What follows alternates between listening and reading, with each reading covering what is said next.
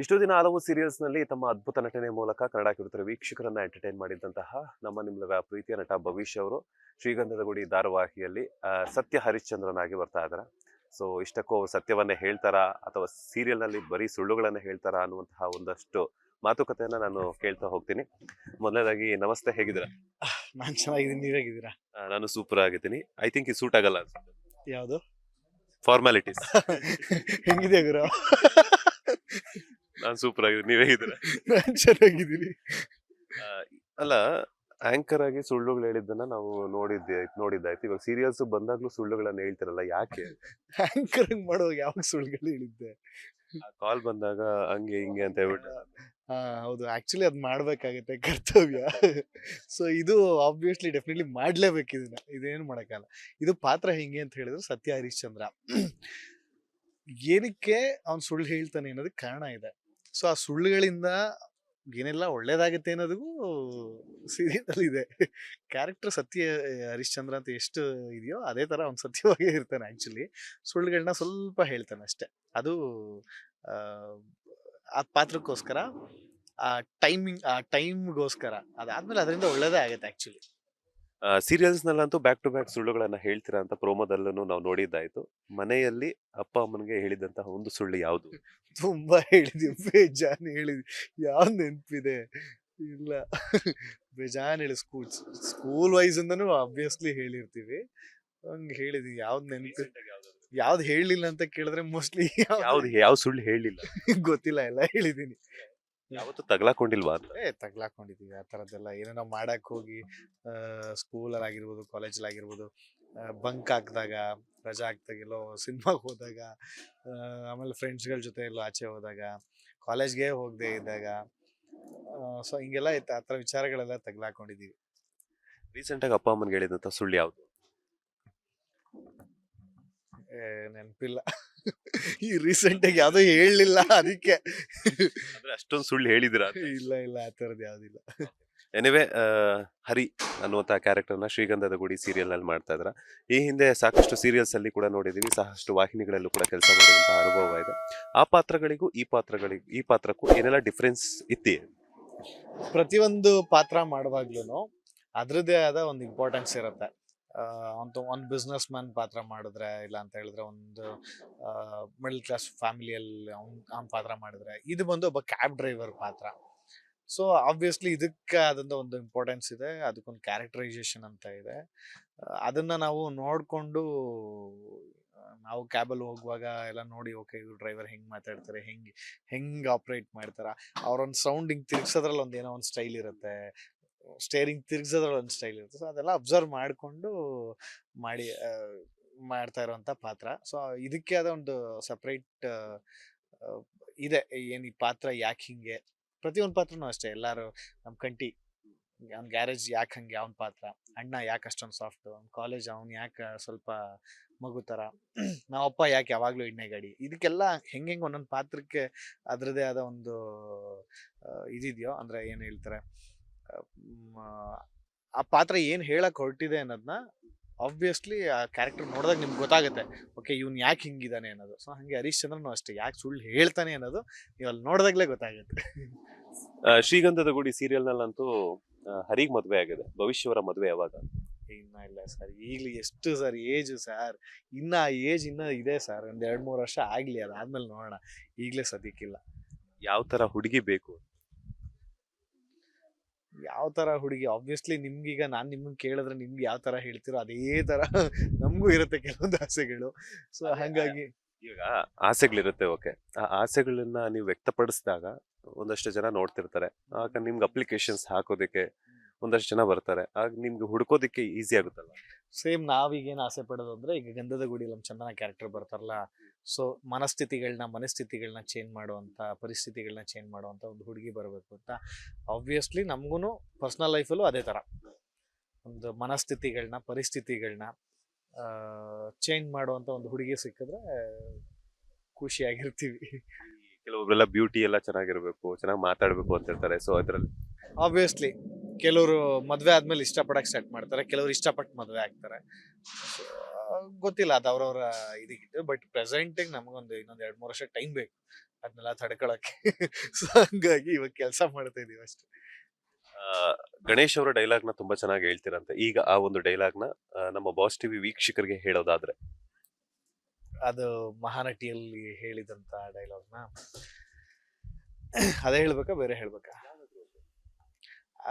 ಅದೇ ರಿಪೀಟ್ ಆಗುತ್ತೆ. ಸೊ ಹಂಗಾಗಿ ಬೇರೆ ಯಾವ್ದಾದ್ರು ಹೇಳು. ನನಗೆ ಗೊತ್ತು Bhavish multi talented, different different dialogues ಅನ್ನ ಹೇಳ್ತಾರೆ ಅಂತ. ಅದಕ್ಕೆ ನಾವಿನ್ನು ಆಂಕರ್ಸ್ ಆಗೇ ಇದೀವಿ. ಅದಕ್ಕೆ ನೀವು ನಟರಾಗಿ ಹೋಗಿದ್ದೀರಾ ಅಂತ ಗೊತ್ತು. ಇಲ್ಲ ಇಲ್ಲ ಆಕ್ಚುಲಿ ಅದು ನನಗೆ ಒಂದು ಅದು ಬೇರೆಯವ್ರ ವಾಯ್ಸ್ ಅಲ್ಲಿ ಮಿಮಿಕ್ರಿ ತುಂಬಾ ಏನ್ ನಾನು ಎಲ್ಲ ಸಖತ್ತಾಗಿ ಮಾಡ್ತೀನಿ ಅಂತಲ್ಲ. ಅವ್ರ ಡೈಲಾಗ್ಗಳನ್ನ ಹೇಳ್ತೀನಿ. ಅವ್ರ ಡೈಲಾಗ್ ಹೇಳಿದಾಗ ಅವ್ರ ತರ ಅನ್ಸುತ್ತೆ ಅಂತ ಹೇಳ್ತಾರೆ ಅಷ್ಟೇ. ಸೊ ಹಾಗಾಗಿ ಮಹಾನಟಿಗೆ ಹೋದಾಗ ಅದು ಅನ್ಎಕ್ಸ್ಪೆಕ್ಟೆಡ್ ಆಗಿ ಅದೇನ್ ಸ್ಕ್ರಿಪ್ಟೆಡ್ ಅಲ್ಲ ಇನ್ನೊಂದಲ್ಲ ಏನೂ ಅಲ್ಲ.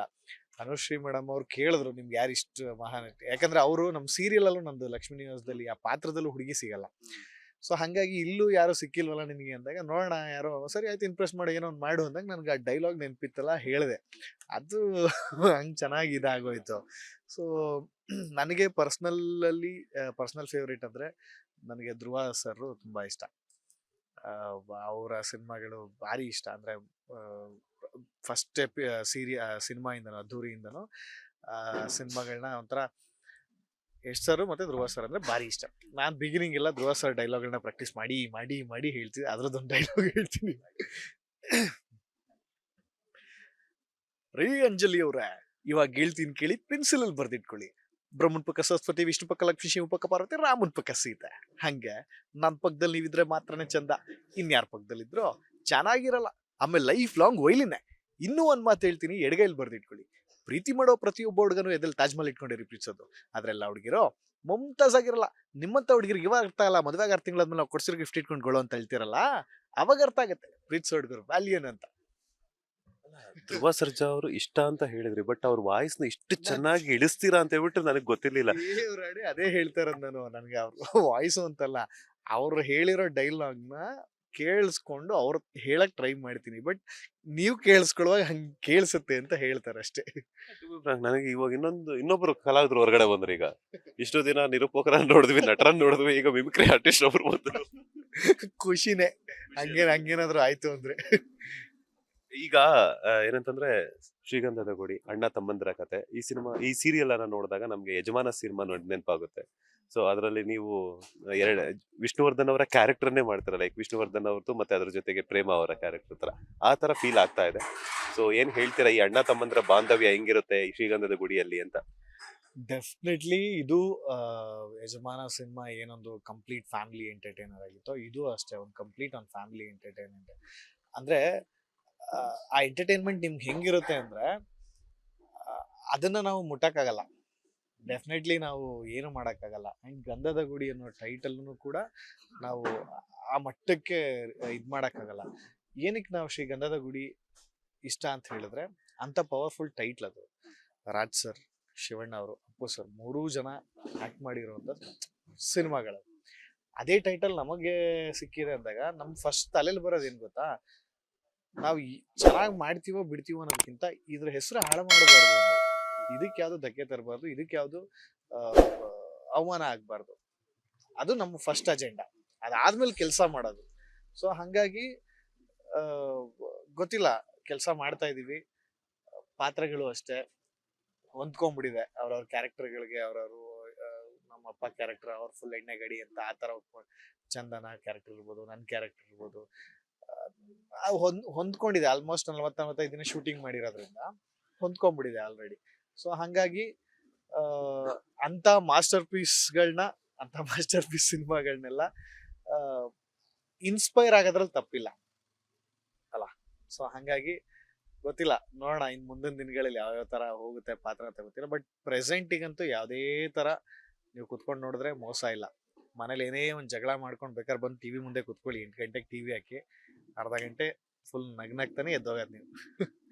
ಸೀರಿಯಲ್ಸ್ ಅಂತೂ ಬ್ಯಾಕ್ ಟು ಬ್ಯಾಕ್ ಮಾಡ್ತಾ ಇದ್ರ, ಸಿನಿಮಾ ರಂಗಕ್ಕೆ ಯಾವಾಗ ಎಂಟ್ರಿ ಕೊಡ್ತೀರಾ ಅಂತ? ಈಗ ನೆಕ್ಸ್ಟ್ ವೀಕ್ ಒಂದು ಸಿನಿಮಾ ಶೂಟಿಂಗ್ ಇದೆ.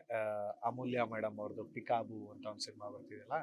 ಇಷ್ಟು ವರ್ಷ ಸೀರಿಯಲ್ಗಳನ್ನ ಮಾಡಿ ಮಾಡಿ ಮಾಡಿ ಒಂದು ಅನಿಸ್ತಿತ್ತು ತಲೆಯಲ್ಲಿ, ಇಲ್ಲ ನಾನು ಸಿನಿಮಾ ಮಾಡಬೇಕು ಅಂತ. ಹೆಂಗೆಂಗೋ ಸಿನಿಮಾ ಮಾಡಬೇಕು ಅನ್ನಂಗಿದ್ದಿದ್ರೆ ಇಷ್ಟಲ್ಲಿ ಒಂದು 5-6 ಸಿನಿಮಾ ಮಾಡ್ತಿದ್ದೆ. ನನ್ನ ಮನ್ಸಲ್ಲಿ ಅದ್ ಮಾಡಿದ್ರೆ ರಿಲೀಸ್ ಆಗುತ್ತಾ, ಇಲ್ಲ ಸಿನಿಮಾ ಶೂಟಿಂಗ್ ಕಂಪ್ಲೀಟ್ ಆಗುತ್ತಾ ಅನ್ನೋ ಒಂದು ಡೌಟ್ಗಳಲ್ಲಿ ಮಾಡಿಲ್ಲ. ಚೆನ್ನಾಗಿ ಮಾಡಿದ್ರೆ ಮಾಡಬೇಕು ಅಂತ. ಸೊ ಈಗ ಪಿಕಾಬು ಅಲ್ಲಿ ಒಂದು ತುಂಬಾ ಒಳ್ಳೆ ಪಾತ್ರ ಮಾಡ್ತಾ ಇದ್ದೀನಿ.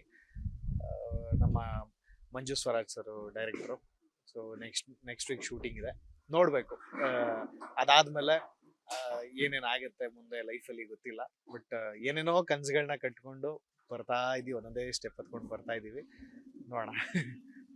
ನೆಗೆಟಿವ್ ಕ್ಯಾರೆಕ್ಟರ್ ಮಾಡಕ್ ಇಷ್ಟನಾ, ಪಾಸಿಟಿವ್ ಕ್ಯಾರೆಕ್ಟರ್ ಮಾಡಕ್ ಇಷ್ಟ? ಎರಡೂ ತರ ಮಾಡಕ್ ಇಷ್ಟ. ಆಕ್ಚುಲಿ ಈಗ ನಾನು ಕಥೆಯೊಂದು ಶುರುವಾಗಿದೆ ಅಂತ ಒಂದು ಸೀರಿಯಲ್ ಮಾಡಿದೆ ಸ್ಟಾರ್ ಸುವರ್ಣಲ್ಲಿ, ಅದ್ರಲ್ಲಿ ನೆಗೆಟಿವ್ ಶೇಡೇ ಮಾಡಿದ್ದೆ. ಅದಾದ್ಮೇಲೆ ಲಕ್ಷ್ಮೀ ನಿವಾಸ, ಸೈಲೆಂಟ್, ಉದಯದಲ್ಲಿ ಒಂದು ಪ್ರಾಜೆಕ್ಟ್ ಮಾಡಿದೆ ಮದುಮಗಳು, ಅದರಲ್ಲೂ ತುಂಬಾ ಒಂದು ಬಿಸ್ನೆಸ್ ಮನ್ ಕ್ಯಾರೆಕ್ಟರ್. ಸೊ ಆ ಥರದ್ದೆಲ್ಲ ಏನಿಲ್ಲ ನನಗೆ. ಈಗ ಹೀರೋ ಆಗೇ ಮಾಡ್ಕೊಂಡು ಬಂದ್ರೆ ನಾವೇನೋ ಮಾಡ್ತೀವಿ ಅಂತಲ್ಲ, ಪಾತ್ರಗಳಾಗಿ ನೋಡಿದ್ರೆ. ಫಾರ್ ಎಕ್ಸಾಂಪಲ್ ಈಗ ಡಾಲಿ ಧನಂಜಯ ಸರ್ ಹೀರೋಗಳಾಗೇ ಮಾಡ್ತಿದ್ರು, ಟಗರುವಲ್ಲಿ ಮಾಡಿದ ಮೇಲೆ ಅವರ ಅದೃಷ್ಟ ಆಗಿರ್ಬೋದು. ಅದಾದ್ಮೇಲೆ ಎಷ್ಟು ಸಿನಿಮಾ ಮಾಡಿದ್ರು, ಬಟ್ ಅದಕ್ಕೆ ಅಲ್ಲಿ ಟರ್ನಿಂಗ್ ಅದೇ ಅಲ್ಲ. ಸೊ ಹಾಗಾಗಿ ನನಗೆ ಹೀರೋ ನೆಗೆಟಿವ್ ಪಾತ್ರ ಆ ಥರದ್ದೆಲ್ಲ ಇನ್ನು ಸದ್ಯಕ್ಕಿಲ್ಲ. ಅವರು ಆ ಥರ ಮಾಡ್ಕೊಂಡು ಬಂದ ಮೇಲೆ ಒಳ್ಳೊಳ್ಳೆ ಸಿನಿಮಾಗಳನ್ನ ಮಾಡಿದ್ರು. ಸೊ ಹಂಗೆ ಆ ಥರದ್ದು ನನಗೇನಿಲ್ಲ. ನನಗೆ ಒಳ್ಳೆ ಪಾತ್ರ ಅಂತಿದ್ರೆ ಐ ಆಮ್ ರೆಡಿ. ಈಗ ನಟನಾಗಿ ಸಿನಿಮಾ ಅಥವಾ ಸೀರಿಯಲ್ ರಂಗಕ್ಕೆ ಬಂದಾಗ ಫಿನಾನ್ಷಿಯಲ್ ಅನ್ನೋದು ತುಂಬಾ ಇಂಪಾರ್ಟೆಂಟ್ ಆಗುತ್ತೆ. ನನಗೆ ಗೊತ್ತು ನೀವು ಹೆಂಗ್ ಬಂದಿದ್ದೀರಾ ಅಂತ ಹೇಳ್ಬಿಟ್ಟು. ಆಸ್ ಆಂಕರ್ ಆಗಿ ಶುರು ಮಾಡಿದಾಗ ಯಾವುದೇ ಬ್ಯಾಕ್ ಗ್ರೌಂಡ್ ಇಲ್ದಂಗೆ ಬಂದಿರ್ತೀರಾ. ಅದಾಯ್ತು. ಅದಾದ ನಂತರ ಈಗ ಫಿನಾನ್ಷಿಯಲಿ ಫಿಟ್ ಆಗಿರ್ಬೇಕು ಅಂತಂದ್ರೆ ಹೆಂಗೆ ಅಂತ? ಆಗಿದೀವಿ ಇವಾಗ ತುಂಬಾ ಚೆನ್ನಾಗಿ. 8 ಸೀರಿಯಲ್ ಮಾಡಿದೀನಿ, ಇನ್ನೂ ಆಗಿಲ್ಲ ಅಂದ್ರೆ ಹೆಂಗೆ. ಸೊ ಹಂಗೆ ಒಂದಷ್ಟು ಬಿಸ್ನೆಸ್ ಪ್ಲಾನ್ಗಳು ಹಾಕೊಂಡಿದೀನಿ. ಇವಾಗ ಬಿಸ್ನೆಸ್ ಶುರು ಮಾಡ್ಬೇಕು ಅಂತ ಹೇಳ್ಬಿಟ್ಟು ಹೇಳ್ತೀನಿ. ಅದು ಶುರು ಮಾಡಿದಾಗ ಇನ್ನೇನ್ ಮಾಡಕ್ಕಾಗತ್ತೆ ಸಿನಿಮಾದವರು. ಮ್ಯಾಕ್ಸಿಮಮ್ ಅಂದ್ರೆ ನೀವು ಎಲ್ಲ ಹೇಳೋದು ಹೋಟೆಲ್ ಮಾಡ್ತೀರಾ, ಬಟ್ ಅಂಗಡಿ ಇಡ್ತೀರಾ, ಅದ್ ಮಾಡ್ತೀರಾ, ಇದ್ ಮಾಡ್ತೀರಾ ಅಂತ ಏನೋ ಹೇಳ್ತಾರೆ. ಸೊ ಹಂಗೆ ನಾವು ಏನೋ ಒಂದು ಮಾಡ್ತಿದ್ದೆ, ಹೊಟ್ಟೆ ಪಾಡಿಗೆ ಮಾಡ್ಬೇಕಲ್ಲ. ಸೊ ಹಂಗೆ. ಬಟ್ ಅವತ್ತಿನ ದಿನಕ್ಕೆ ಕಂಪೇರ್ ಮಾಡಿದ್ರೆ 1000 ಪಟ್ಟು ತುಂಬಾ ಚೆನ್ನಾಗಿದ್ದೀನಿ. ಅವತ್ತಿಗೆ ನಾನು ಹೊರಗಡೆ ಬಂದಾಗ, ಅಂದ್ರೆ ಕಾಲೇಜ್ ಗಿಲೇಜ್ ಅಂತೆಲ್ಲ ಮುಗಿಸ್ಕೊಂಡ್ ಬಂದಾಗ ಶುರು ಮಾಡಿದ್ದೆ ಇದು ಇಂಡಸ್ಟ್ರಿ. ಆಕ್ಟಿಂಗ್ ಕ್ಲಾಸ್ ಅಂತ ಶುರು ಮಾಡ್ಕೊಂಡು ಅಲ್ಲಿಂದ ಬಂದಿದ್ದು. ಸೊ ಅವತ್ತಿಗೆ ನಾನು ವಿಜಯ್ ಆಗಿ, ಹಾಯ್ ಹಲೋ ನಮಸ್ಕಾರ, ನಾನು ನಿಮ್ಮ ಪ್ರೀತಿಯ ವಿಜಯ್ ಭವಿಷ್ ಗೌಡ ಅನ್ಕೊಂಡು ನಾನು ಶುರು ಮಾಡಿದ್ದೆ.